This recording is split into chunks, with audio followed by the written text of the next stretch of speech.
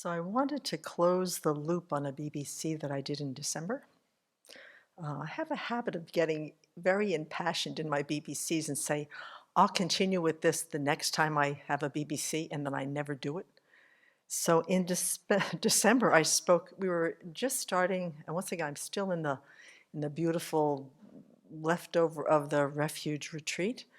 And in December, when we started that, I started with the Buddha Jewel. And I particularly am quite fascinated and taken by the Buddha's mind. And there are three good qualities of the Buddha's mind that I find striking, and they're also like absolutely inconceivable, but I like to think about them anyway. And one of them is the Buddha's knowledge. I spoke of on that BBC the knowledge, his omniscience, and what that means as far as his ability to cognize all objects of knowledge, whether both conventional and ultimate, which includes all sentient beings. So there's nothing about us that he doesn't know. He probably knows us better than ourselves. And then the second quality is this beautiful, great compassion. That is, Geshe Sopa says that just as we are bound to samsara due to our afflictions and polluted karma, so too is the Buddha bound to all sentient beings with his great compassion. It's unceasing, spontaneous until samsara ends. That's his purview. And so, but what came up for me, I don't know, it's kind of an interesting thought, but I went and I followed it anyway, is that as being a desire realm being, and of course part of this is how to describe, our teachers say, if you want to deepen your refuge with the Buddha jewel, and you want to really have a very intimate, close relationship and build your trust and faith in them, the good thing to do is to really contemplate the Buddha's qualities. And he has many, a plethora of them. And that is one of the ways in which we proceed through the admiring, the aspiring, and then the convictional faith in the Buddha. But being a desire realm being, most of my relationships in the world always started out with my sense consciousnesses. I mean, I met somebody, I saw them, I heard them, I touched them. And that's how the relationship kind of starts. It's the whole experience that we have of relationship to everything in samsara, whether it's a person or an object, is through our sense data. And we can't, at least I can't, at this point, perceive the Buddha in any kind of form. That my sense is just, I'm too obscured. So how do I relate to him? Because that's my normal default. That's my mode, is to connect in that way and then go from there. I can't see him. I can't hear him. I can't touch him. So how do we get close to him? How do we trust him? How do we have faith? And how do we take refuge and trust that there's this ever-present Buddha in our lives, if he's not in a form that we can see? Does that matter? I mean, I absolutely trust the Dharma. I trust that it was taught, that he was here in the world in 2,600 years ago. I trust that. But when it comes to developing a relationship, I had this funny little niggling thing. Well, okay, what do I do about that? I don't see him. I don't hear him. I don't touch him. How do I make this work? So then I think a little bit more about this, and I say, okay, we have our five sense consciousnesses that perceive things and people that we're relating to. But I would say that not sooner after we cognize the object, the conceptual mind kicks in, and I find myself describing, processing, comprehending, exaggerating, framing just what that connection was about. So the conceptual mind is a huge piece. And since we keep going back to the mind as a source of happiness and pain, depending on what I do with the contact with that object, is it possible to have an intimate relationship with the Buddha? Forget the five sense consciousnesses, with all that we've understood and learned about him. He left his teachings with us in the form of an oral tradition that then came to be a written tradition in the Pali Canon, the Mahayana teachings. We've had great Indian masters that were so much closer to the source way back when, that have unpacked those teachings, have studied, investigated, meditated, and actualized them. And then their qualities of wisdom and compassion certainly confirmed that, yes, the Buddha did exist. He passed on these teachings, and he knew what he was talking about. Okay, so that helps me to establish my basis for relationship. And then in this time, we have our teachers, the teachers that bring the Dharma alive for us in our time right now. They have the Dharma in their minds, And because of the great compassion and the kindness they have in their minds, they pass it to us. And when I listen to Geshe Topkin, I listen to His Holiness, I listen to our teachers here, there is such a confidence, there is such a joy when they teach. And sometimes I'm just stunned by the clarity. I'm stunned by the wisdom. I'm stunned by the deep confidence that they have. And I say to myself, those are qualities of the Buddha. I'm getting the Buddhist teachings right from my teachers. And what they are teaching is coming from a reliable source. And if the Buddha were here, he would be teaching me exactly what my teachers are teaching me. So that's bringing the Buddha, even though I haven't, quote, ever met him, it's bringing him closer into my world. And if we didn't, since we didn't have the karma to meet the Dharma in the Buddha in person, we certainly have these precious teachers who are teaching exactly what the Buddha would have taught. So the conceptual mind, the conclusion I have today, is the conceptual mind is where the action is. And they say, our teachers continually say, if you want to deepen your faith in the Buddhas, you need to think of his qualities, need to think what that means to you. Think about that to help you to deepen your faith in him. So I go and I try to do that. And I tried to do that this winter. I tried to think about all the different qualities. We have beautiful books about refuge. We have beautiful books about the Buddha jewel. And there are so many. And my conceptual mind, which has a very vivid imagination, proliferates. Most of the time, a lot of the time, in unhelpful, negative ways. And that mind is so powerful, it can put me in a state that is either somewhat lined up with reality, slightly off, totally off base, and I'm not in reality whatsoever. Why not use the power of that mind to contemplate the Buddha's qualities and to establish a relationship with him within my own mind? And it can be very real. I have discovered slowly that it can be very intimate. It can be very familiar. It can be very safe.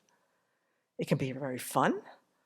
And it is actually the cause, the Buddha potential that I have inside my own mind gets nourished and gets fed the more that I think about the qualities of the Buddha, because this is what I'm trying to actualize. This is who I'm trying to become.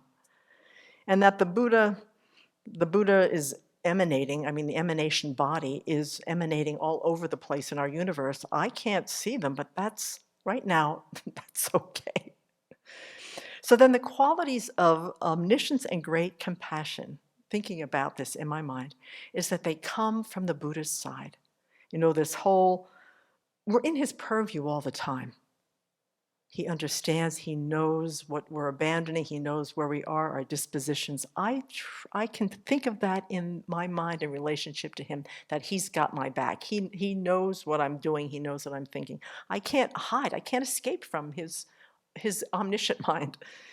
And that his compassion, when I'm suffering, when the world is suffering, sometimes when I can sit in a quiet place here at the Abbey, whether it's because of the stars at night or in the hall when everybody's gone to bed and I'm in there with just the little lights over the Buddha and the silence with the rain on the roof, and I think about him, I can think that he is in this place. My mind has the power to imagine any kind of reality I want, and I want to choose to have the Buddha as part of my reality. So then the third quality is this Trinly. I've always loved that name. I've always loved that word. It means the enlightening influence or the enlightening activities of the Buddha. And this is when, at the end of the BBC in December, when I said we have to have some skin in the game if we're going to be having this relationship with the Buddha, because he's bringing on this omniscient mind, knowing us, having this compassion, we've got to meet him halfway if we're going to really take advantage of this beautiful, incredible, omniscient mind.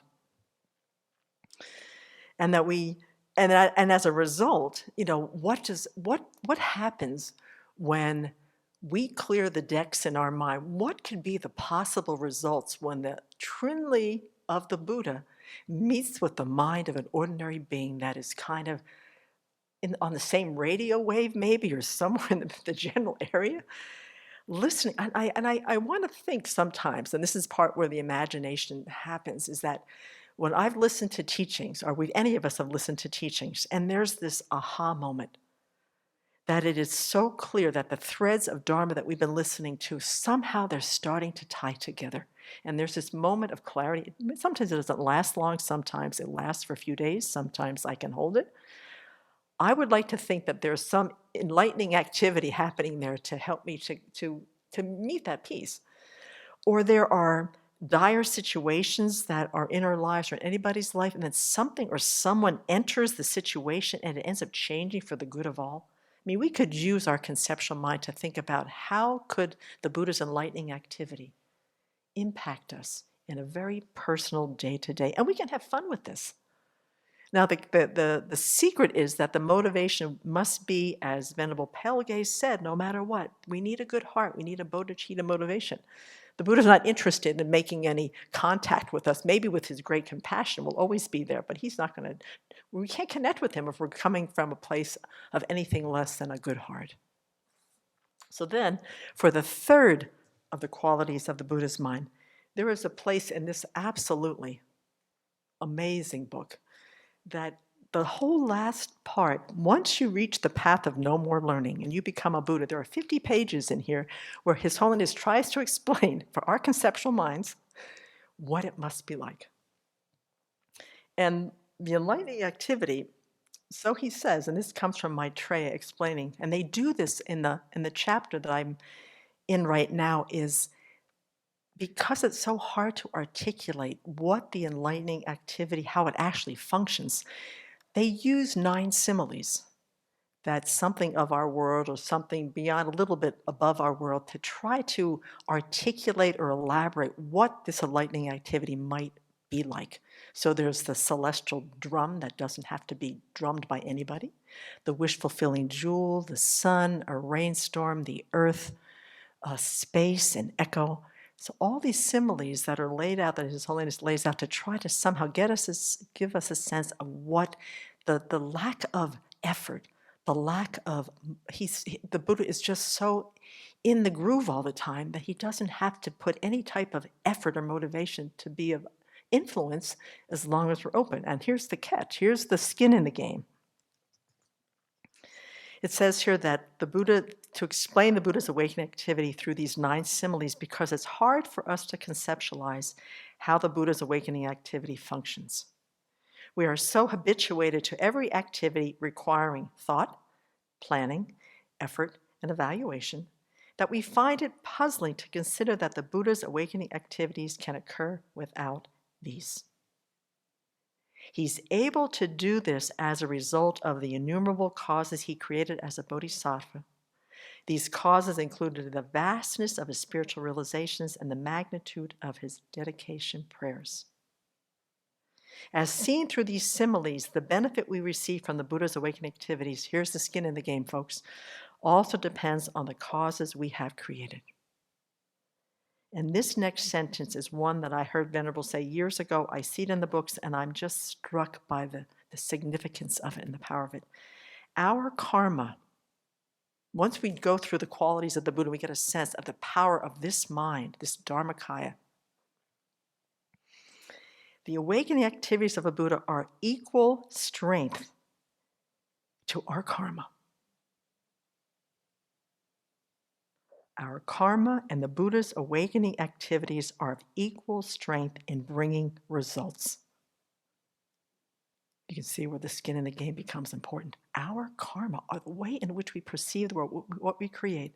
If we have strong, virtuous karma, we can receive the Buddha's awakening influence and make great progress in our spiritual practice.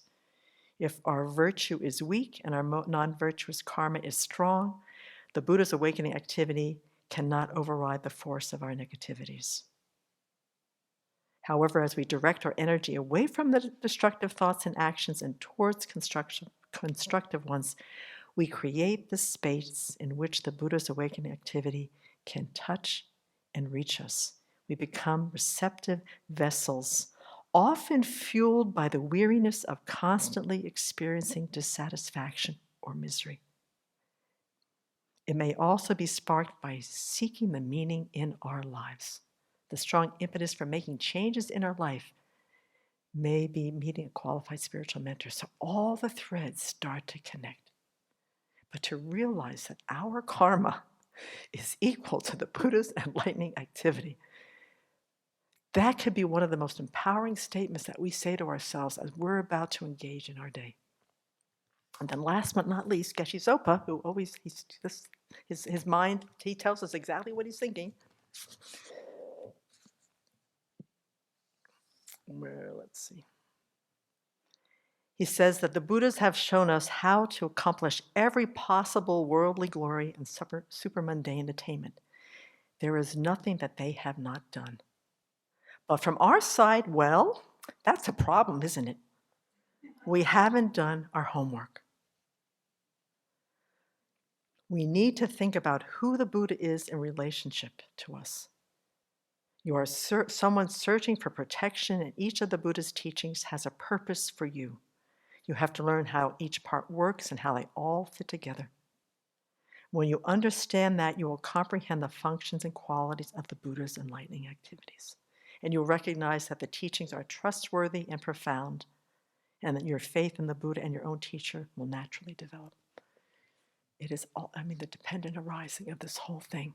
So I'm giving our conceptual minds a lot of credit, because that's what propels the mind to create the virtue, the non-virtue, to create the karma that creates the reality, and that our minds are the key to everything.